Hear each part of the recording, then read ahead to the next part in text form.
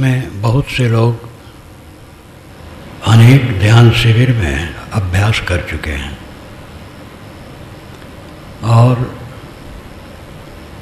आप लोगों को निर्देश देने वाले ने सब कुछ दे दिया होगा।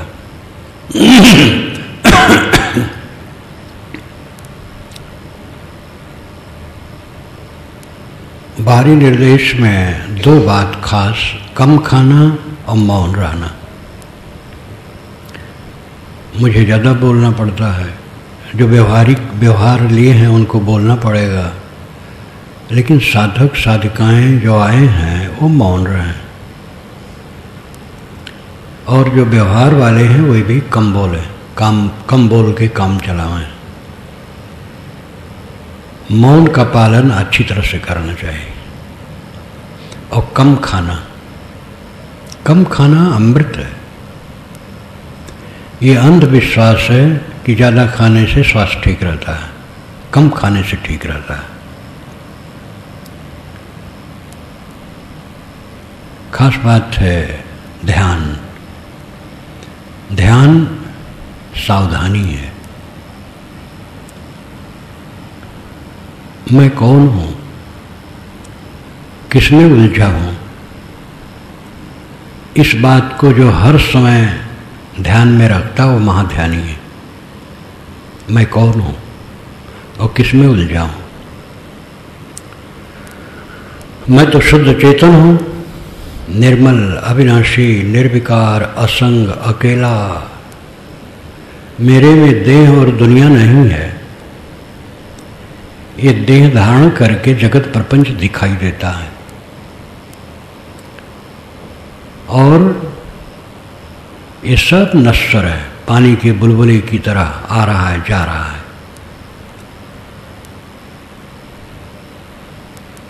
मैं शुद्ध बुद्ध चेतन हूँ, अकेला हूँ, असंग हूँ, मेरे में जगत है ही नहीं। मन नहीं है तो जगत कहाँ है। गाढ़ी नींद में हम अकेले हो जाते हैं।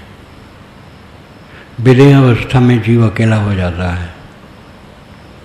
जब देह छूटती ही जीव अकेला ही जाता है। वासना है तो फिर देह धरेगा। वासना त्याग दिया यही शांत है। देह रहे चाहे न रहे।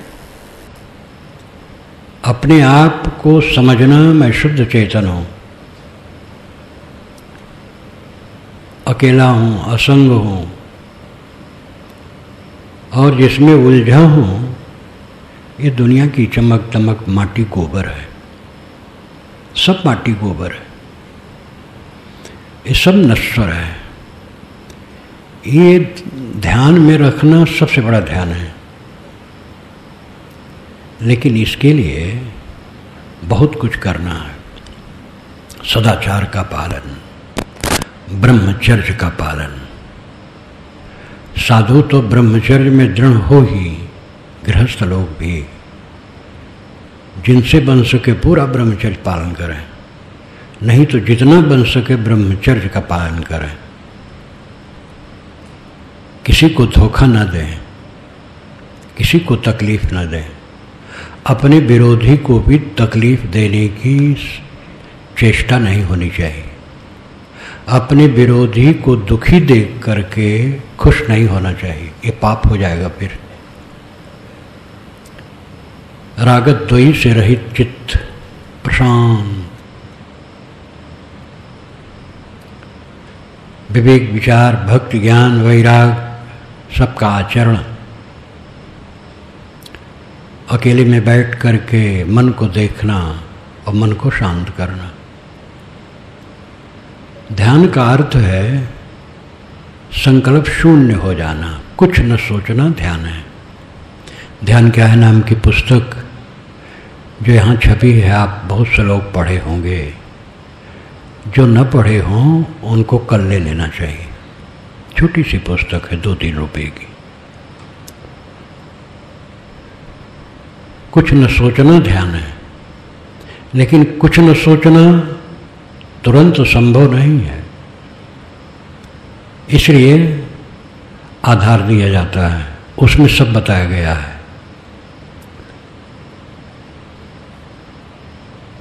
किसी महापुरुष का चित्र मन में ले लिए और उसी में ध्यान लगाते हैं। अगर और सब भूल जाए और जिसमें श्रद्धा है अपनी, उस महापुरुष के चित्र में अपना मन टिक जाए तो बहुत बड़ी उपलब्धि होगी। बंद आँखें करके जो बंद आँखों में दिखाई देता है अंधकार प्रकाश, उसमें मन ठहराना दृष्टि योग है। सांस पर मन ठहराना स्वर योग है। एक बिंदु की कल्पना कर ली, उसमें मन ठहराना बिंदु योग है। तो इस प्रकार ये सब आरंभिक साधनाएं हैं। किसी खूंटे में, अच्छे खूंटे में मन को बांधो, फिर साक्षी भाव, संकल्पों का त्याग। साक्षी का मतलब है देखने वाला। मन को देखो, मन क्या करता है, मन कितना भटका देता है। मन से खबरदार रहो भाई। मन को देखो और मन को वहीं समाप्त करो, शांत करो। निरंतर मन पर सूक्ष्म दृष्टि रखो। मन का साक्षी रहना। नदी के तट पर व्यक्ति बैठा है, नदी की तरंगे आती और जाती हैं, वो देखता है, बहता नहीं है। ऐसे मन को देखो, मन में बहो ना, केवल मन के साक्षी रहो। ये अभ्यास करते करते मन शांत हो जाता है। शांत हो जाने पर भी सावधानी चाहिए। अगर वो दुनिया की हविस करेगा, भोग चाहेगा, ऐश्वर्य चाहेगा, पद चाहेगा, सम्मान चाहेगा, मान बढ़ाई चाहेगा, ये दुनिया की झूठी चमक दमक में मन को लगाएगा तो शांत नहीं हो पाएगा। साधना में काफी चल लेने के बाद अगर फिर से मन ढील हुआ तो फिर वही प्रपंच आ जाएगा। इसलिए बड़ी सावधानी की जरूरत है। एकदम सावधान, निरंतर जागरूक। सावधानी ही साधना है। सब समय जागते रहना। जागत कीजे भोर बटोहिया का सोए, तेरी गठरी में लागे चोर बटोहिया का सोए। मन को देखो, मन के साक्षी रहो। और पहली साधनाएं बताई, किसी महापुरुष के चित्र में मन को रोकना, बंद आँखों में जो अंधकार प्रकाश दिखे उसमें मन रोकना, सांस पर मन रोकना, सांस का ख्याल करना और कुछ नहीं, और उसी में मन रोकना। ये सब अनेक साधनाएं हैं मन को एकाग्र करने के लिए। अंतिम साधना साक्षी भाव है, संकल्पों का त्याग। और ये राजमार्ग है। पारक सिद्धांत, वेदांत दर्शन, सांख्य योग सब इसके समर्थक हैं। मन का साक्षी होना, जो निरंतर निगरानी मन पर रखता है वह मन से पार रहता है। मन से अपने को पार रखो। आज तक हम मन में उलझे उलझे आए हैं। अब आज भी सावधान न रहें तो उलझे रहेंगे। ज्ञान वैराग हो जाने पर भी उलझे रहेंगे। ज्ञान वैराग तो है, लेकिन उत्कट वैराग जिसे कहते हैं, ये सामान्य वैराग से बहुत ऊंचा है। जब कुछ अच्छा न लगे, एक कूड़ा कचड़ा संसार, कुछ अच्छा न लगे, तब उत्कट वैराग्य।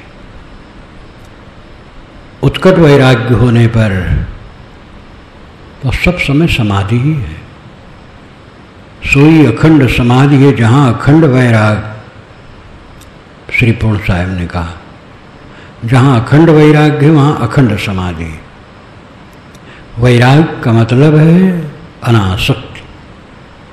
पलटू साहब की वाणी पर मैं इस समय बोल रहा था सुबह, तो कल आया था कि जीते मरना भला है, नहीं भला बैराग। जीते जीते मर जाना अच्छा है, बैराग अच्छा नहीं। तो जो नहीं समझेंगे वो समझेंगे क्या है उल्टा पलटा कह रहे हैं, जो समझेंगे वो समझेंगे बिल्कुल ठीक कह रहे हैं। जीते मरना भला है, जीते जीते मर जाओ, इससे अधिक वैराग और क्या होगा। और नहीं भला बैराग, ये बैराग का कपड़ा ओढ़ करके तब बैराग हो जाएगा, ये भूल है। बैराग का कपड़ा तो बहुत लोग ओढ़े रहते हैं, तो बैराग का कपड़ा ओढ़ना भला नहीं है, जीते मरना भला है, जीते जीते मर जाओ।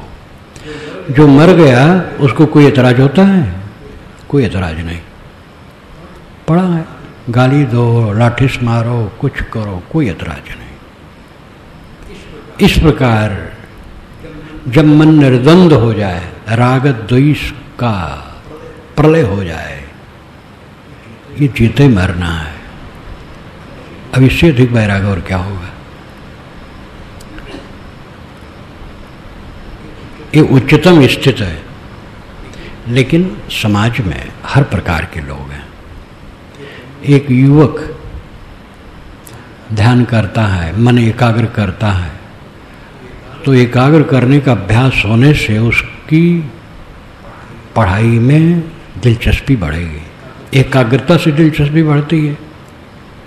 कारखाने में, खेत में, कहीं भी काम करता है, अगर मन में एकाग्रता है तो अच्छा काम करेगा।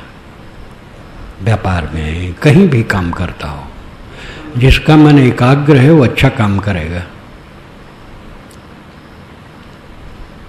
आजकल तो बड़े बड़े कारखाने वाले, विदेशी कारखाने वाले भी अपने वर्करों को 2-2, 4-4 हज़ार रुपया देते हैं कि जाओ कहीं ध्यान करके आओ, खर्चा लगता है, वहाँ दो और अपना खर्चा करो। ये सब समझने लगे हैं कि सारी उन्नति का मूल मन है, और मन अगर चंचल है तो क्या उन्नति होगी। मन एकाग्र है, संयत है, तो सब सुख तेरे पास। इसलिए स्त्री, पुरुष, गृहस्थ, विरक्त, बच्चे जो समझदार हैं, सबके लिए ध्यान बहुत जरूरी है। अंतिम गति जरते जीते मरना भला है, ये उतनी उच्च स्थिति न जान पावें, वैराग न जान पावें, मोक्ष न जान पावें, सामान्य लोगों के लिए भी ध्यान आवश्यक है। ध्यान से मन की एकाग्रता बढ़ती है। एक बार ध्यान शिविर में है, नवापारा राजिम, रायपुर क्षेत्र, कई वर्ष हो गए, ध्यान चल रहा। 3 दिन के बाद मैंने दृष्टि योग पर कहा कि जिनका मन न ठहरता हो, दृष्टि योग का अभ्यास करें, वो बहुत सरल है। आंखें बंद करें तो बंद आंखों में अंधकार प्रकाश, मिलित अंधकार प्रकाश कुछ दिखेगा, उसी में मन को टिकाएं। एक बूढ़ा महंत था, दूसरे दिन कहा कि साहब जब से आपने ये कहा है मेरा मन ठहर गया है। मैं तो भाग जाने वाला था कि मेरा मन ठहरता नहीं, भाग जाऊं। जब आपने ये उपदेश कल किया तो मैं आंख बंद करता हूँ, और बंद करने पर अंधकार प्रकाश जो भी दिखता है उसी को देखता रहता हूँ, तो मेरा मन संयत हो जाता है। तो अनेक प्रकार के पात्र हैं। कुल मिलाकर के मन की एकाग्रता इष्ट है। मन एकाग्र करो, और एकाग्रता का जब अभ्यास बनेगा तो चित्त में शांति आएगी, राग द्वेष घटेगा, देहाभिमान घटेगा, विकार घटेगा। मन को जो स्थिर कर ले तो अपने मन के जंगल को देख पाएगा। अंधाधुंध में लोग दूसरे बुराई में लगे हैं, राग द्वेष में लगे हैं, तनिक तनिक बात को लेकर लड़ाई में लगे हैं, क्योंकि अपने हृदय को देख नहीं पाते हैं। जो अपने मन को देखने लगता है वो कच्चा चिट्ठा सब देखता है और उससे बचता है। आपके मन में सुबह से शाम तक कितने बिच्छू सांप प्रकट हो करके आपको काटते हैं, पता है कुछ? दूसरे की बुराई करने में तो हम सब बड़े तेज हैं, दूसरे बुरे हैं, लेकिन अगर अपने को देखो तो मेरा जैसा बुरा कोई नहीं। साधक वह है जो अपनी बुराई को देखता है। जो दूसरे की बुराई देखता है वो बाधक है, अपने आप का विनाशक है। अगर हम किसी की बुराई देखते हैं और वो निर्विकार भाव से सह लेता तो उसका कोई नुकसान नहीं होगा। लेकिन मेरा तो भयंकर पतन है, मेरे मन में कालुष्य, और किसी की बुराई मैं करूँगा तो अनेकों को क्षोभ होगा, उसका पाप बढ़ेगा। और अगर जिसकी बुराई की गई उसके लिए उसको कोई चिंता नहीं तो उसका नुकसान नहीं होगा, और अगर उसने भी प्रतिक्रिया की तो उसका भी नुकसान होगा। अपनी करनी का फल हमें मिलता है, दूसरे से नहीं। इसलिए रात दिन अपने को संभालना है। ये भीड़ सच नहीं है, बाल बच्चों की भीड़, परिवार की भीड़, समाज की भीड़, संत भक्त की भीड़, ये सब क्षणिक है, आजकल में खो जाने वाली है। इस भीड़ में हम अपने को संभाल के चलें, बहुत सावधान हो के चलें। 4 दिन का जीवन राग द्वेष करना चाहिए, और साधु भगत होकर के राग द्वेष करें तब क्या रास्ता है कल्याण का? अपने मन को सदैव निर्मल करो, उसी निर्मलता के लिए ध्यान है। ध्यानाभ्यास सबको करना चाहिए। शरीर असमर्थ हो तो लेटे लेटे ध्यान करना चाहिए, और बस देखे कि मन क्या करता है। मन को समझो, मन को रगड़ो, मन को बस में करो, यही सबसे बड़ी सफलता है। और क्या मिला क्या छूटा, कोई दम है उसमें? अरबपति खरबपति सब मर मर के चले जाते हैं, कोई यहाँ रहने वाला नहीं है। किस चीज़ को लेकर के हम हाय तौबा करें? स्वयं में जागृत हो। ध्यानाभ्यास के लिए आप लोग आए हैं तो पूरे नियमों का पालन करो। कम खाओ, सदा कम खाना चाहिए, कम खाओ, और मौन रहो। ध्यान के पीरियड में मौन जो बताया गया उसका पालन करो। कम खाने से स्वास्थ्य अच्छा रहता है, काम करने में स्फूर्ति रहती है। अभी इतनी उम्र में मैं इतना काम करता हूँ, चलता रहता हूँ, लिखता रहता हूँ, बोलता रहता हूँ, मिलने जुलने आते हैं, वो भी उनसे बात करना पड़ता है। लेकिन ये सब काम करता हूँ, ये संयम का परिणाम है। जैसे भक्त संत खिलाना चाहते वैसे खाऊं, तो गोड़ पसार के लेटा रहूं और 4 जने से मुक्की लगवाऊं, जैसे गुरु लोग करवाते हैं, और कुछ नहीं कर पाऊंगा। लेकिन किसी को पैर नहीं छूने देता हूं। जो साथ में सेवा करने वाले कभी भी अंग नहीं छूने देता हूं। हमें को मजबूरी पड़ती है तो खड़ाऊ बदलना है या जूता पहनना है तो जो सामने रहता है उसके कंधे पर हाथ धर करके पहन लेता हूँ। अब निराधार पहनने में कठिनता लगती है, और ऐसे किसी अंग नहीं छूने देता हूँ, और अपना काम जो है वो सब करता हूँ। शरीर प्रारब्ध है, रोग व्याधि लग जाए, शरीर तो छूटने हैं, शरीर पहले छोड़ करके बैठा रहे, कोई चिंता नहीं। जब तक शरीर में रहे विवेक से रहे, मुक्त होकर के रहो, आनंद कंद हो जाओ। ध्यान का अभ्यास आप लोगों को बताने वाले बताए और बताएंगे। ये सभी लोग काफ़ी प्रवीण हैं, और मैं और विवरण नहीं कहूँगा। मन की एकाग्रता, अवंत में मन की शून्यता, दृष्टि योग, स्वर योग, साकार योग, किसी योग में मन लगाकर किसी महापुरुष के चित्र को मन में लेके ध्यान किया जाता साकार योग है। बंद आँखों में देखा जाता है अंधकार प्रकाश, वो दृष्टि योग है। सांस पर मन ठहराया जाता है स्वर योग है। इस सब में जो रुचि हो करे। अंतिम साक्षी भाव, संकल्पों का त्याग, शांत रहना, संकल्पों को देखना, न बहना। इस प्रकार ध्यान का अभ्यास करें। आप लोग सौभाग्यशाली हैं, इतनी लगन है, कितने प्रदेशों से लोग आए हैं, सबको अपने घर में जितना सुविधा होती है आश्रम में नहीं होती। जहाँ कहीं जाओ भीड़ है, लेकिन इतनी लगन है तो आते हो सब असुविधा उठाकर। इसलिए आप लोग बहुत धन्यवाद के पात्र हो। अब इसका पूरा का पूरा उपयोग करो, यही शुभकामना।